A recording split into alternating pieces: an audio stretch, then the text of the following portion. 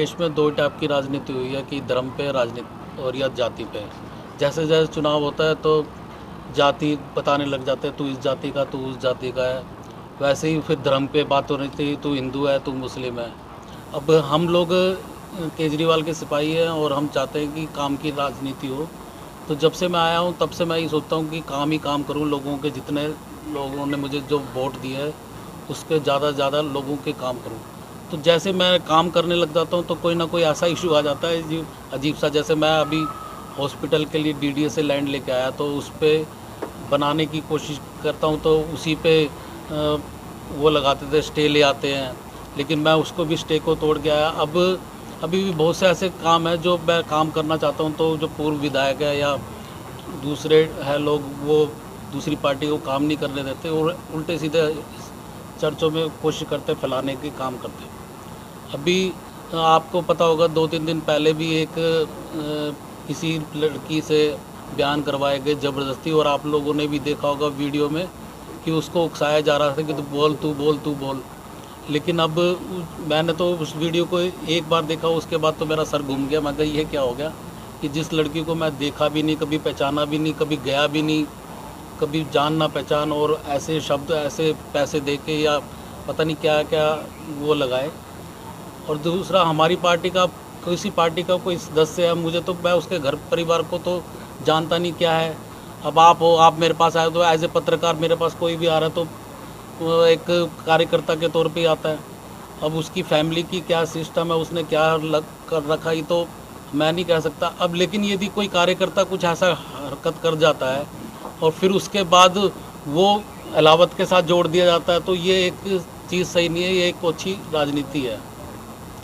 तो ऐसे ही अच्छी राजनीति करने का इन्होंने काम किया कि उसको फोर्स किया, रात को उस लड़की को हाईजैक कर लिया एक तरीके से, उसको स्कूल ले गए, फिर उसको कोर्ट तक लेके गए। अब मेरे को भी अजीब सा लग रहा था कि ये हो क्या रहा है सिचुएशन, लेकिन मैं उस लड़की का भी धन्यवाद करता हूँ जिसने पुलिस थाने में भी जो लिखवाया उसमें कुछ ऐसी गलत इन्फॉर्मेशन नहीं दी।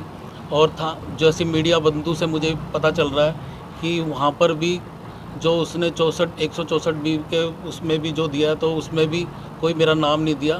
तो मैं उस लड़की का भी धन्यवाद करता हूँ और मैं उस पीड़िता के भी साथ हूँ कि जो भी गलत काम करेगा तो मैं उसका साथ तो दूंगा नहीं, और कोई गलत हरकत करेगा तो मैं जो ऐसी पीड़िता होगी उसका तो मैं साथ दूंगा।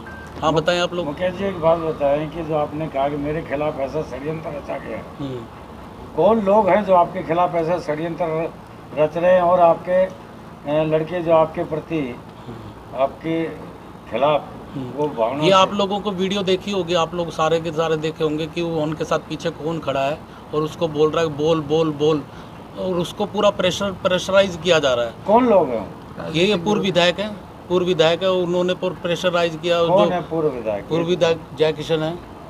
हाँ, और दूसरा वो वहाँ पर जो लोग हैं जो लोकल चुनाव भी लड़े हैं वो भी उनके साथ उकसा रहे हैं। लेकिन मेरे को खुशी है कि बहुत से लोग, जो पूरी जनता है मेरे साथ है, जिनको विश्वास भी नहीं हुआ। और मेरे को और दूसरी खुशी है कि कांग्रेस और बीजेपी के लोगों ने भी मेरे को ये बोला कि ऐसे करप्टेड आदमी के साथ हम खड़े नहीं होंगे। बीजेपी के लोगों में भी फूट पड़ गई कि मुकेश अलावत ऐसा काम कर नहीं सकता, ये उकसाया जा रहा है। और कांग्रेस के लोग भी मेरे पास, उन्होंने भी फ़ोन किया, हम कांग्रेस को छोड़ देंगे। बीजेपी लोगों का भी ये था। और पब्लिक जितनी गुस्से थी, मुझे पता था कि कैसे उनके मैसेज आ रहे हैं कि हम आपके साथ हैं। दूसरी विधानसभा से भी मेरे पास मैसेज आए कि ये साथ जो हो रहा है गलत हो रहा है। क्या सर ये कुछ पता लग पाया है कि उस पीड़िता ने जब मीडिया कर्मियों के सामने खुलकर बयान दिया कि मुकेश अलावत जी जो यहाँ के विधायक हैं उन्होंने मेरे साथ भी दुष्कर्म किया है, तो इसके बारे में कुछ पता लग पाया है कि उसने ऐसा बयान मीडिया के सामने क्यों दिया? वो उसी की तो बता रहा हूँ मैं आप लोगों को, यही तो सबसे बता रहा हूँ कि उसको उकसाया गया था। वो आप लोग क्लिप अच्छी ढंग से समझोगे, देखोगे तो वो बोल कि तू बोल, क्या बोल, जो बोलना होगा बोल देगी, लेकिन उसको उकसा के बताया गया कि तू ऐसा बोल दे तो वो बोल रही होगी। और क्या अब आगे क्या? बाकी मैं आपको सच बताऊं, मैं कभी उस लड़की से मिला नहीं, कभी मेरे को पता ही नहीं कौन है क्या नहीं है, कहाँ का है, क्या सीन है, कुछ नहीं पता मुझे। आगे का क्या स्टेप है आपके? ये बयान तो आपने उस दिन बात भी दिया करने था। की कोशिश की कि आखिर उसने किसी के दबाव में आकर आप पर ये एलिगेशन क्यों लगाया? मैंने अभी तक उससे बात नहीं की कभी। उसके परिवार से बात हो पाई हो आपकी? नहीं, मेरी अभी कोई बात नहीं होगी। मैं वैसे जाऊंगा, उन परिवार से बात करूंगा कि हुआ क्या, क्यों ऐसी कहानी हुई है। जब वो दिन घटना वाले दिन जब हमने आपसे बात की थी तो आपने कहा था कि मानहानि का अब दावा जो है वो केस करेंगे ऐसे लोगों पर, तो किन लोगों पर केस करेंगे और क्या आगे की कार्रवाई? ऐसा हम कार्रवाई जरूर करेंगे। ऐसा नहीं कि मैं खाली बैठूंगा, जो मेरी इमेज को कोई ख़राब करेगा तो मैं खाली तो बैठूंगा नहीं, एक्शन तो मैं जरूर लूँगा हर हालत में। सुल्तानपुर माजरा में जब भी कोई गलत घटना होती है तो क्यों आपसे जोड़ दी जाती है?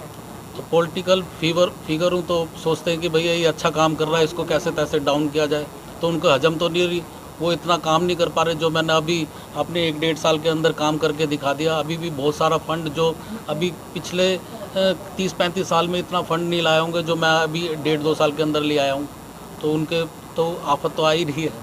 अब मैं हॉस्पिटल लेके आ गया, कॉलेज लेके आ गया, स्पोर्ट्स कॉम्प्लेक्स लेके आया, बहुत अच्छे प्रोजेक्ट ले आया। हाँ, तो कहीं ना कहीं ऐसा भी हो सकता है कि अभी आने वाले निगम के चुनाव आने वाले हैं, तो कहीं ना कहीं आम आदमी पार्टी की छवि को खराब करने की कोशिश की जा रही है। वो तो ऑब्वियसली ऐसा हो ही रहा है कि आम आदमी पार्टी की छवि को ख़राब किया जाए। और अभी हमारे मनीष सिसोदिया जी ने भी 4-5 दिन पहले इंटरव्यू दिया था। उन्होंने भी बोला था कि हमारे 15-16 विधायकों को झूठे आरोपों में कोशिश कर रहे हैं कि फंसाने का काम कर रहे हैं। तो ये भी है कि सोचते हैं कि आम आदमी पार्टी यहाँ पर टिक ना पाए बिल्कुल भी। आज इस मुद्दे पर कांग्रेस ने भी एक जो है पीसी की है दिल्ली प्रदेश कार्यालय के अंदर, उन्होंने भी यही कहा है कि लगातार जो है इस तरह की जो बातें सामने आ रही है। इससे पहले भी आपके करीबी के ऊपर ये एक आरोप, इस तरह का बलात्कार का आरोप लगा था, उसमें भी आपके नाम को जोड़ करके देखा जा रहा है। अब कह तो रहा हूँ, मैं किसी के घर परिवार में कैसे जाऊँगा? मेरे को क्या पता चल रहा है कौन क्या कर रहा है क्या नहीं कर रहा से ना। और उसका भी था तो प्रेम संबंध थे उनके आपस में, जब उनकी बनी नहीं तो आपस में लड़ाई झगड़ा उसमें वो लगा दिया। 15 दिन के अंदर सर 2 मामले सामने आए हैं, जो दोनों ही मामले आपसे जुड़े हुए निकले। उसके विषय में क्या कहें? अब ये तो इत्तेफाक ऐसा हो गया है ना। और क्या नाम है, दोनों को ही आपका करीबी बताया जा रहा है। अब क्या है कि जब पब्लिक फिगर बन गया तो उसके साथ जो कार्यकर्ता, मैं तो अपने कार्यकर्ताओं को भी यही सलाह दूंगा कि आप लोग सारे के सारे देखो विधायक के हो, लेकिन आप लोग सोच समझ के चले, सही ढंग से अपना सही ढंग से चले, जिससे आप लोग के आंट से मेरी छवि ना खराब हो।